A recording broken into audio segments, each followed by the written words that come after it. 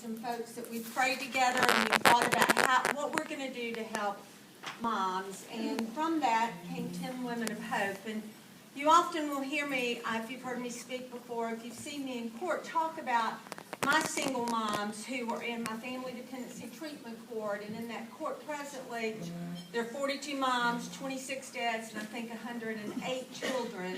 But how they truly are the heroes of my life. Well, 10 Women of Hope are the ones who help them do that, because they are able to take those hurdles that they otherwise would not be able to overcome to become the mothers that they can be and the mothers that we expect and that we want them to be. And many of them have written notes to 10 Women of Hope because we have been their partner and we have often turned to them to ask them for that help. But I have a letter that I was asked to read from Tiffany, who wanted to write a thank you letter to 10 Women of Hope. Dear 10 Ladies of Hope, my name is Tiffany, and you recently helped me with a substantial payment towards my rent. I wanted to thank you so much for helping my family and I. It meant so much more and gave me so much more than just financial assistance. It gave me a peace of mind to get a jump start on getting my life back on track.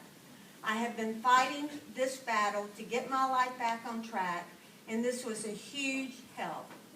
It also gave me reassurance and faith. After all of the struggles and heartaches that I'd been through, I was starting to lose faith in people and in life.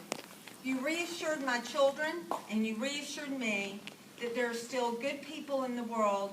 Thank you again for your help. You have been a blessing. Bless you, and thank you, Tiffany. Boy, does that sum it up? Let's just give those 10 women another big round.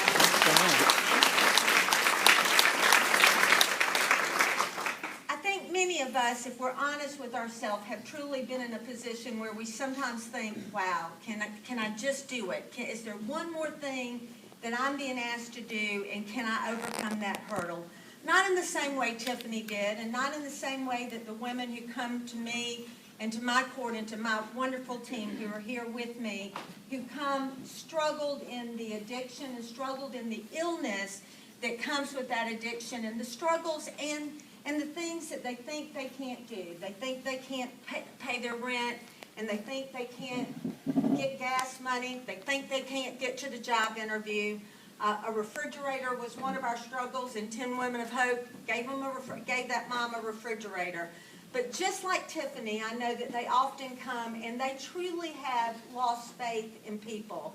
Some of that is their own fault because of their own actions, and I don't take that away, and I certainly hold them accountable for that. But what has to be done is we have to teach people by our own example how to have that faith back and how to believe that there really are people who are there for them. And gosh knows, in Cobb County, Georgia, we are so blessed because that happens each and every day in Cobb County.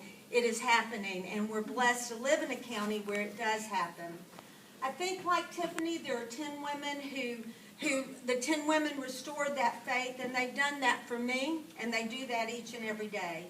Our speaker today, Johnny Gabriel, is someone who does that for people too. She certainly has done that for me. She has been a mentor to me. She has been the person, as my husband says, that we all look to as to how we should live our life. We all look to as to how we should work and the kinds of people that we should be. She's lived as a single mom after her husband passed away and left her with 2 small daughters, Stephanie and Laura, who are beautiful, amazing young women now. And it's been interesting to watch that for Johnny, because I've had moms who've gone and worked with Johnny, and when they work with her, she gets it.